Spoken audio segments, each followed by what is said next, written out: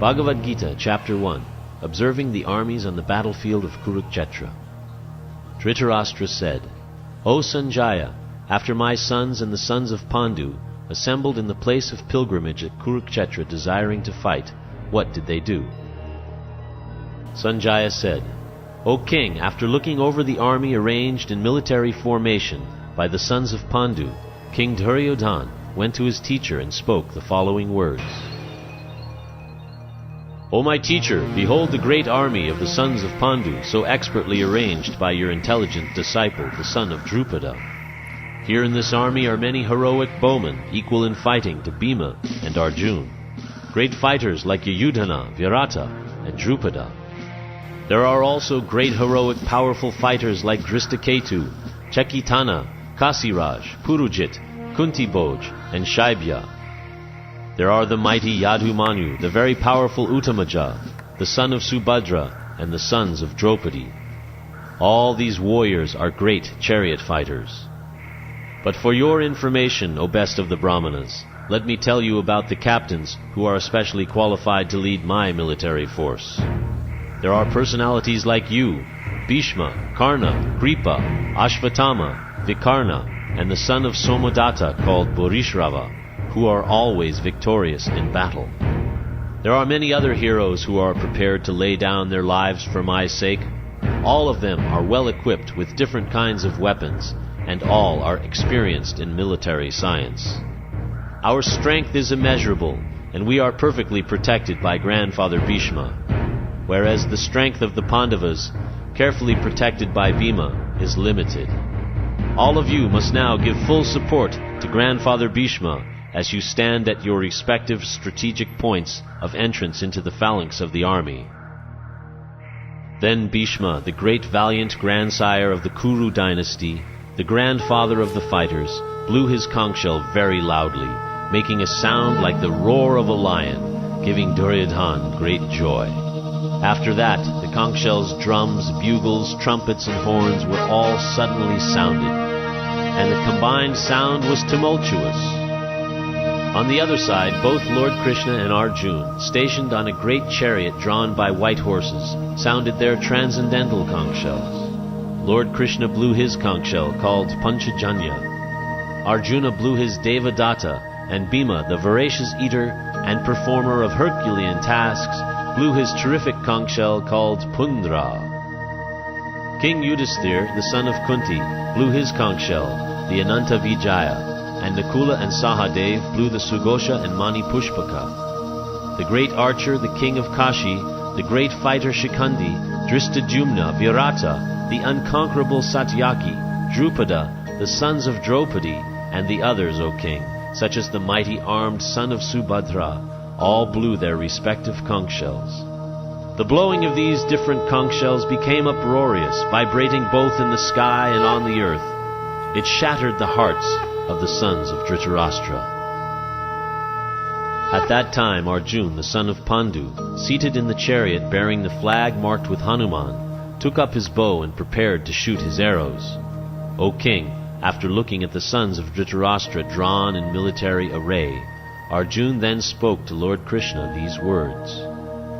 Arjuna said, O infallible one, please draw my chariot between the two armies so that I may see those present here who desire to fight, and with whom I must contend in this great trial of arms.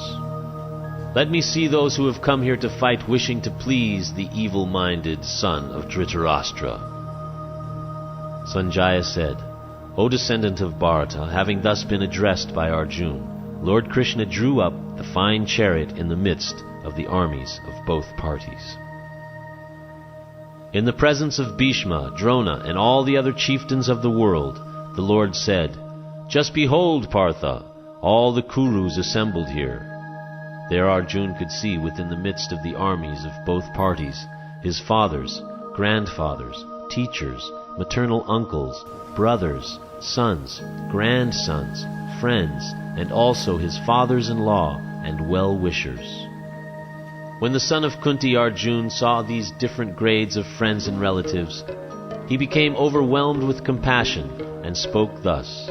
Arjuna said, "My dear Krishna, seeing my friends and relatives present before me in such a fighting spirit, I feel the limbs of my body quivering and my mouth drying up. My whole body is trembling, my hair is standing on end, my bow Gandiva is slipping from my hand, and my skin is burning. I am now unable to stand here any longer. I am forgetting myself, and my mind is reeling. I see only causes of misfortune, O Krishna, killer of the Keshi demon. I do not see how any good can come from killing my own kinsman in this battle. Nor can I, my dear Krishna, desire any subsequent victory, kingdom, or happiness. O Govinda, of what avail to us are a kingdom, happiness, or even life itself, when all those for whom we may desire them are now arrayed on this battlefield? O Madhusudana, when teachers, fathers, sons, grandfathers, maternal uncles, fathers-in-law, grandsons, brothers-in-law, and other relatives are ready to give up their lives and properties and are standing before me, why should I wish to kill them, even though they might otherwise kill me? O maintainer of all living entities, I am not prepared to fight with them, even in exchange for the 3 worlds, let alone this earth. What pleasure will we derive from killing the sons of Dhritarashtra? Sin will overcome us if we slay such aggressors. Therefore it is not proper for us to kill the sons of Dhritarashtra and our friends. What should we gain, O Krishna, husband of the goddess of fortune? And how could we be happy by killing our own kinsmen? O Janardana, although these men, their hearts overtaken by greed, see no fault in killing one's family or quarreling with friends, why should we, who can see the crime in destroying a family, engage in these acts of sin? With the destruction of dynasty, the eternal family tradition is vanquished, and thus the rest of the family becomes involved in irreligion. When irreligion is prominent in the family, O Krishna, the women of the family become polluted, and from the degradation of womanhood, O descendant of Vrishni, comes unwanted progeny. An increase of unwanted population certainly causes hellish life, both for the family and for those who destroy the family tradition. The ancestors of such corrupt families fall down, because the performances for offering them food and water are entirely stopped. By the evil deeds of those who destroy the family tradition, and thus give rise to unwanted children, all kinds of community projects and family welfare activities are devastated. O Krishna, maintainer of the people, I have heard by disciplic succession that those who destroy family traditions dwell always in hell. Alas, how strange it is that we are preparing to commit greatly sinful acts. Driven by the desire to enjoy royal happiness, we are intent on killing our own kinsmen. Better for me if the sons of Dhritarashtra, weapons in hand, were to kill me unarmed and unresisting on the battlefield. Sanjaya said, Arjuna, having thus spoken on the battlefield, cast aside his bow and arrows, and sat down on the chariot, his mind overwhelmed with grief.